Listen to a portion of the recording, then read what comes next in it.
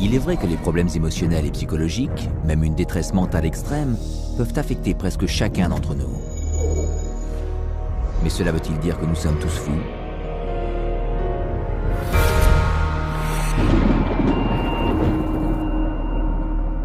Quelle est la source d'une détresse mentale? Les psychiatres d'antan pensaient qu'elle découlait d'un déséquilibre des humeurs, que l'on ne pouvait guérir qu'en procédant à des saignées, avec des couteaux ou des sangsues. D'autres psychiatres pensaient que les problèmes mentaux provenaient d'organes, comme les amygdales, l'estomac ou la rate, et les enlever. Plus tard, ils ont essayé de modifier la fonction du cerveau, mais ces efforts échouèrent à l'instar des précédents. De nos jours, les psychiatres affirment que la résolution des comportements indésirables se fait au moyen de pilules, qui établissent un équilibre chimique dans le cerveau. Ont-ils raison cette fois? They say you have a chemical imbalance of serotonin and dopamine, but there's never been a study to ever prove that, ever. It's just been indoctrinated into the culture and television advertising to the point where people now believe it as fact. En dépit de ce manque de preuves, les psychiatres vous diront que les psychotropes sont l'équivalent des médicaments utilisés dans la médecine traditionnelle. Serait-ce vrai? La réponse est qu'à la différence d'une substance comme l'insuline, qui corrige une carence mesurable et prouvée dans l'organisme, les psychotropes ne ciblent aucune anormalité physique visible et mesurable. Voici la preuve d'une infection bactérielle. Voici le trouble psychiatrique du déficit de l'attention et de l'hyperactivité. Voici un bras cassé. Voici un trouble dépressif majeur. Voici une tumeur au cerveau. Voici un trouble bipolaire. Nous soulevons donc la question: comment prescrire des médicaments pour quelque chose qui n'est pas là? Réponse: c'est impossible. De plus, comme les psychotropes sont conçus pour franchir les défenses naturelles du corps et arriver jusqu'au cerveau, ils peuvent bouleverser des procédés très délicats, dont le cerveau a besoin pour fonctionner correctement. Every time you throw something into the system that's foreign to the system, you're creating imbalances elsewhere within the system. The body changes as a result of taking the medication, so when you stop taking the medication, the body's got to change back to the way it was before, if it can, because it can't always. And in doing so, it disrupts the whole system. Voilà ce qui crée les effets secondaires qui peuvent être graves. Paxil was the drug that gave me insomnia. I would cry very easily on it, and I completely lost my appetite within the first 2 days of taking it. It didn't help me study, it didn't help me do anything. I didn't even want to do work because I was so sick. The psych meds didn't help me at all. They made matters, I'd say probably like 10 times worse for me, maybe even 20. Only now I was further impaired by the medications, and I started having car accidents. They put me on Zoloft, and it made me want to kill myself. And I realized that those drugs were just destroying me. Even when I was on them, I realized that they were destroying me. En dépit des effets morbides de ces psychotropes, les psychiatres et les firmes pharmaceutiques les utilisent pour créer un énorme marché, grâce auquel ils empochent des milliards de dollars. Ils y sont arrivés en qualifiant les problèmes quotidiens de troubles médicaux qui nécessitaient un traitement psychiatrique. La timidité, par exemple, devient le trouble de l'anxiété sociale. La perte d'un proche, trouble dépressif majeur. La nostalgie, trouble d'angoisse de séparation. Suspicion, trouble de la personnalité paranoïde. Des hauts et des bas, trouble bipolaire. Tendance à être tête en l'air, THADA. Voilà pourquoi il est presque impossible que quelqu'un se rende chez un psychiatre et qu'il n'en ressorte pas étiqueté d'une maladie mentale. Et qui dit diagnostic d'une maladie mentale, dit psychotrope. When a patient goes into a psychiatrist's office and asks for help, probably 98, 99, maybe even 99.9% of people are going to receive a medication. Et on estime que ces médicaments causent plus de 700 000 réactions graves chaque année. Et 42 000 décès. Alors que l'industrie psychiatrique engrange 1/3 billion de dollars annuellement. La question n'est pas de savoir si les problèmes émotionnels des gens sont réels. Ils le sont. Mais voici les vraies questions à se poser. Comment les psychiatres ont-ils réussi à convaincre les gens que ces problèmes étaient des symptômes d'une maladie mentale? Comment ont-ils utilisé ces maladies pour créer une demande de ces psychotropes chez les docteurs et le grand public? Et comment ces drogues, qui n'ont aucune vertu thérapeutique et qui entraînent de nombreux effets secondaires nocifs, sont-elles devenues le traitement standard pour toute difficulté quotidienne?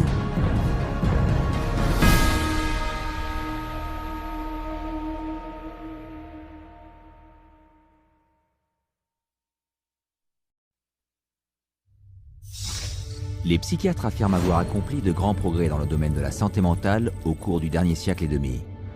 Pour appuyer leur dire, ils déclarent que des avancées importantes ont été faites dans le secteur des psychotropes.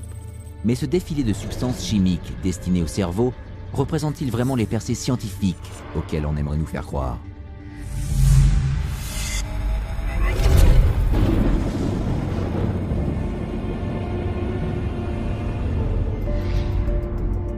La psychiatrie institutionnelle moderne a dépendu des psychotropes depuis son origine, dans les asiles de fous du XIXe siècle. Durant cette période, les psychiatres ne jouaient guère plus que le rôle de soigneurs, promettant de guérir le malade mental grave. Considérant leur incapacité, la médecine traditionnelle ne les regardait pas comme de vrais docteurs. Other physicians considered psychiatrists as almost a doctor. Okay, because they weren't doing medical stuff. So to increase their status, they needed to become much more scientific. They need to prove that this is a legitimate scientific field. This is a legitimate medical profession. So they start medicalizing everything. Afin de maîtriser le comportement violent des internés, les psychiatres ont utilisé les premières substances psychotropes, telles que la morphine et l'opium. Malgré leurs prétentions, non seulement ces drogues n'ont apporté aucune guérison, mais elles ont créé un état de dépendance élevé. Cela engendra toute une génération de toxicomanes, une solution bien pire que le problème d'origine. Mais les tentatives visant à maîtriser un comportement insupportable se poursuivirent, et à l'aube du XXe siècle, apparaissaient des traitements fantaisistes comme l'héroïne, utilisés dans toute l'Amérique et l'Europe pour guérir la maladie mentale. Le psychologue Sigmund Freud joua un rôle prépondérant dans la création de l'industrie de la cocaïne dans le monde occidental. Il écrivit des articles élogieux sur les effets de cette drogue permettant de remédier à la détresse psychologique et aux problèmes de comportement. Freud, as a psychoanalyst, he, for a while, was promoting cocaine as being a panacea for all kinds of problems. Plus tard, Freud écrivit: The psychic effect of cocaine muriaticum consists of exhilaration and lasting euphoria, produced no compulsive desire to use the stimulant further. Freud n'a cependant pas révélé l'important conflit d'intérêts dans lequel étaient impliqués deux géants de l'industrie pharmaceutique, Merck et Parke Davis. Freud était payé par ces derniers pour promouvoir leur préparation de cocaïne respective. Cette campagne de marketing très précoce, soutenue par Sigmund Freud et qui vantait les substances psychotropes, contribua aux importants ravages causés par la consommation de cocaïne en Europe vers la fin du siècle. Il était évident qu'une autre pilule du bonheur devait être découverte. Il ne fallut pas attendre très longtemps. Dans les années 50, les psychiatres s'orientèrent vers les amphétamines.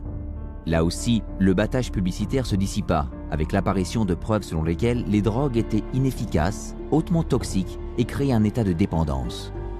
Chaque engouement suivait la même séquence. Le médicament était d'abord qualifié de percée médicale pour les problèmes de santé mentale. Ensuite, des rapports de plus en plus nombreux indiquaient la présence de graves effets secondaires. Et finalement, après des années de démenti, une fois que les psychiatres et les compagnies pharmaceutiques ne pouvaient plus nier les dangers inhérents aux psychotropes, ils l'abandonnaient pour passer au prochain médicament miracle. Bien qu'aucune de leurs thérapies n'ait jamais guéri quoi que ce soit avec des médicaments, les psychiatres ont continué leur quête de la panacée magique. Et en 1954, leur rêve se concrétisa, selon eux, avec l'introduction sur le marché de leur premier médicament miracle, comme ils l'appelèrent, la chlorpromazine, mieux connue sous le nom de thorazine.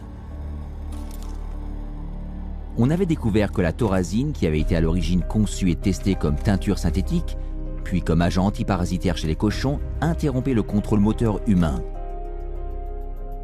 L'un des premiers articles à promouvoir son utilisation psychiatrique mentionnait « L'objectif consiste à créer un état de retard moteur, d'indifférence émotionnelle et de somnolence. » Thorazine was considered the chemical lobotomy instead of cutting off the frontal lobes of the brain with an ice pick, you didn't have to do that kind of surgery. You could do it with a drug. L'atorazine, dont le but était d'immobiliser les patients qui présentaient un comportement non désirable, fut une telle réussite financière que le laboratoire SmithKline & French organisait une importante campagne promotionnelle et paya notamment des psychiatres de renom pour tenir des conférences, organiser des campagnes médiatiques et même produire des émissions télévisées qui seraient un prélude à la campagne de marketing massive que l'on connaît actuellement sur les psychotropes. Thorazine at that time was thought of as a miracle because it was able to reduce the symptoms of psychosis and schizophrenia at that time that they knew about it. It emptied all of the psychiatric housing units. La campagne remporta un succès retentissant. Le chiffre d'affaires de SmithKline & French augmenta de 500% dans les 20 ans qui suivirent. La thorazine représentait un tiers des revenus de la firme en 1970. Quelques 250 millions de personnes dans le monde finirent par prendre de la thorazine ou une substance du même ordre, ce qui représente 23% de plus que la population des États-Unis dans son intégralité. Les vannes avaient été ouvertes. SKF et les psychiatres qui travaillaient pour son compte avaient prouvé qu'avec du marketing, une drogue psychiatrique pouvait s'avérer extrêmement lucrative. Mais bientôt, on découvrit que la thorazine présentait elle aussi des problèmes. Thorazine chronically led to really serious problems such as tardive dyskinesia, which is a movement disorder that's very, very bothersome, and supposedly it's irreversible. The tongue darting, you know, the muscle jerking, you know, the eyes rolling back in the head. Most people were sometimes permanently damaged by it. So they were going to have to live their life with this neurological problem that was actually created by the pharmaceutical industry with their medication. Comme la thorazine entravait le bon fonctionnement du mental, son utilisation fut limitée aux institutions psychiatriques. Mais vu l'enjeu financier, la course avait commencé. Il fallait découvrir un psychotrope dont l'utilisation ne serait pas réservée aux hôpitaux et qui pourrait être lancé sur un marché plus large et bien plus lucratif, le grand public. Since they were emptying the institutions of all these psychotic patients with the advent of thorazine, now they had to find different ways to treat people. So what better way than to go into the community and have an office and bring in your everyday person or your executive under high stress or mama who's taking care of all the kids, and they needed some way to create a therapy for them. En 1955, ce psychotrope a été approuvé. Baptisé Milltown, il était le premier des soi-disant tranquillisants mineurs. Mais pour vendre cette nouvelle catégorie de psychotropes au grand public, les psychiatres et les laboratoires devaient repositionner les psychotropes en disant qu'ils s'attaquaient au processus pathologique, au lieu de n'être que des agents sédatifs ou restrictifs, agissant sur le comportement indésirable du patient, comme l'avait fait la thorazine. Pour accomplir cela, ils lancèrent une vaste campagne de marketing qui ciblait leurs collègues. Des affiches publicitaires étaient insérées dans des revues professionnelles, telles que le Journal de psychiatrie américain. Des psychiatres de renom étaient alors embauchés pour promouvoir ces psychotropes dans le reste du milieu médical. Peu de personnes savaient que Nathan Kline, l'un des plus influents psychiatres de son époque, avait été payé par l'industrie pharmaceutique quand il proclama que des tranquillisants tels que Milltown étaient aussi importants que l'introduction de l'énergie atomique, sinon plus. Des échantillons gratuits du psychotrope furent alors envoyés aux psychiatres et aux médecins pour qu'ils les prescrivent à leurs patients. Un an plus tard, le programme de marketing pour le grand public fut lancé. En très peu de temps, Milltown devint le premier best-seller des psychotropes. La distribution n'était pas réservée aux internés des hôpitaux psychiatriques, mais ciblait le public en général. La publicité de Milltown ciblait les femmes enceintes, les mères au foyer et les employés de bureau. Ces derniers l'appelèrent l'excédrine des cadres. So it opened up a door for community-based mental health, whereby the psychiatrist could then have a role. So they became very closely associated with the pharmaceutical industry, and they were demanding as well to come up with better things for mom and pop and the executive and the superstar Hollywood actress or actor, and soon, you know, it became a fashion to take some of these medications. Dans les années 60, rien qu'aux États-Unis, 36 millions de comprimés Miltown avaient été distribués, soit un chiffre d'affaires de 200 millions de dollars, un montant qui, à cette époque, était sans précédent pour un psychotrope. Le succès remporté par Miltown suscita la création de nombreux autres psychotropes pour le grand public dans les années 50 et 60. Prenons par exemple le Valium. Son lancement sur le marché fut accueilli avec grand enthousiasme par les psychiatres et la presse. Il fut tellement prescrit aux femmes au foyer qu'il fut même surnommé le petit remontant des mamans. Mais perdu au beau milieu de cette excitation générale, il existait des preuves solides et bien documentées, selon lesquelles les tranquillisants s'accompagnaient d'effets secondaires graves et lourds de conséquences. Par exemple, en 1962, la commission consultative présidentielle sur les narcotiques et la toxicomanie annonça que Miltown créait une plus grande dépendance et était bien plus dangereux que la cocaïne ou la méthamphétamine. Il cessa ainsi rapidement d'être utilisé. Mais le milieu psychiatrique ignora ces avertissements. La boîte de Pandore avait été ouverte, et grâce à leurs nouveaux comprimés, ils n'étaient plus réduits au rang de soigneurs auprès de malades mentaux, mais étaient devenus de vrais docteurs qui administraient des médicaments aux patients. Et leur logique arriérée était que si ces psychotropes mettaient réellement un terme aux symptômes mentaux, ne traitaient-ils pas alors une sorte de maladie physique dans le cerveau? Ce raisonnement permit à la psychiatrie d'entreprendre rapidement de profonds changements. Les psychiatres n'étaient plus des soigneurs, mais des docteurs. Les problèmes mentaux n'étaient plus psychologiques, mais les symptômes d'une maladie. Et pour les traiter, le psychiatre devait prescrire des ordonnances. It's all about money.